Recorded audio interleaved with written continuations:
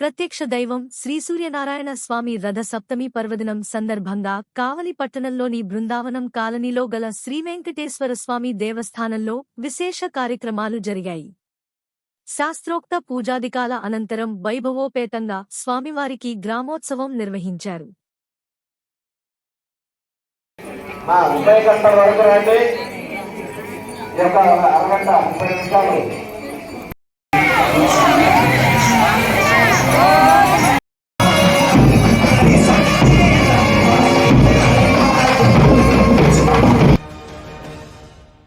కావలి పట్టణ జన విజ్ఞాన వేదిక ఆధ్వర్యంలో 4వ రోజు రెడ్ క్రాస్ భవనము నందు అధ్యక్షులు తోట వెంకటేశ్వర్లు అధ్యక్షతన నృత్య పోటీలు నిర్వహించడం జరిగింది.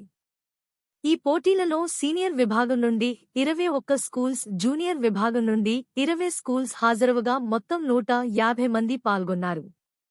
అధ్యక్షులు తోట వెంకటేశ్వర్లు మాట్లాడుతూ విద్యార్థుల్లో సైంటిఫిక్ టెంపర్ మరియు సమాజంలో శాస్త్రీయ దృక్పథంతో ఎలా మెలగాలో ఈ జాతీయ సైన్స్ దినోత్సవ వారోత్సవాలు దోహదపడతాయన్నారు.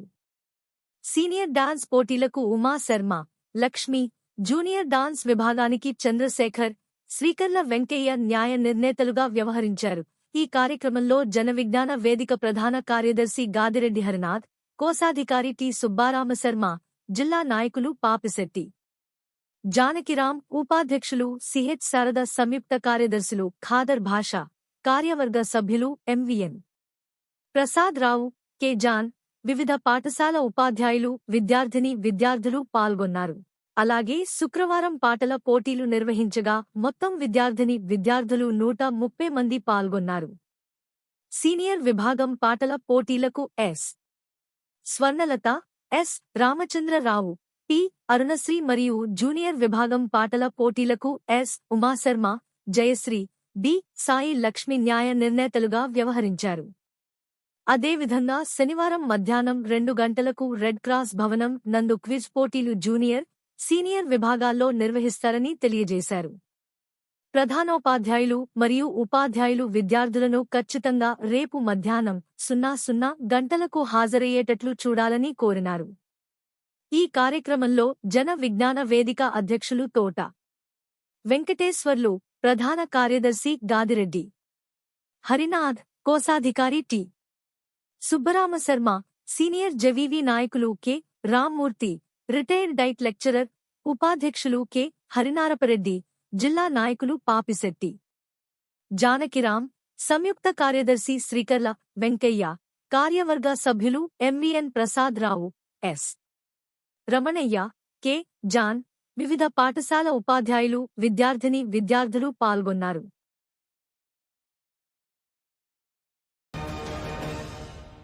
కావలి మున్సిపల్ పరిధిలో ఉన్నటువంటి మరాఠ యోధుడు, హిందూ హృదయ సామ్రాట్ అయినటువంటి ఛత్రపతి శివాజీ మహారాజ్ గారి కాంస్య విగ్రహంపై ఉన్నటువంటి కేబుల్ మరియు ఇతర వైర్లు తొలగించాలని భారతీయ జనతా యువ మోర్చా ఆధ్వర్యంలో కావలి మున్సిపల్ కమిషనర్కి వినతి పత్రం అందచేయడం జరిగింది.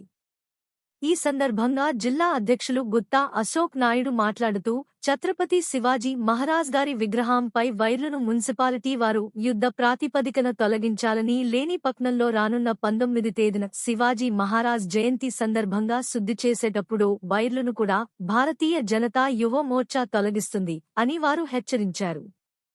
ఈ కార్యక్రమం జిల్లా ప్రధాన కార్యదర్శులు Talluru Naveen Kumar, Muruga Naresh, assembly convener CVC Satyam, Kavali పట్టణ అధ్యక్షులు బ్రహ్మానందం, ప్రధాన కార్యదర్శి మందా కిరణ్, సవీంద్ర యువమోర్చా నాయకులు మాధవరావు, రాకేష్, నరసింహతేజ, సుమన్ తదితరులు పాల్గొన్నారు.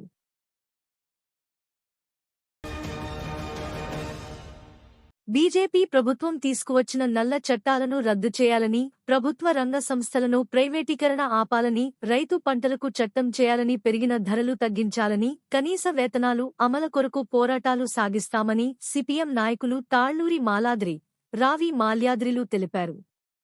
శుక్రవారం గ్రామీణ బంద్ సమ్మెలో భాగంగా సేటియు ఆధ్వర్యంలో జలదంకి బస్టాండ్ సెంటర్ నుండి సిపిఎం కార్యాలయం వరకు ర్యాలీ నిర్వహించారు.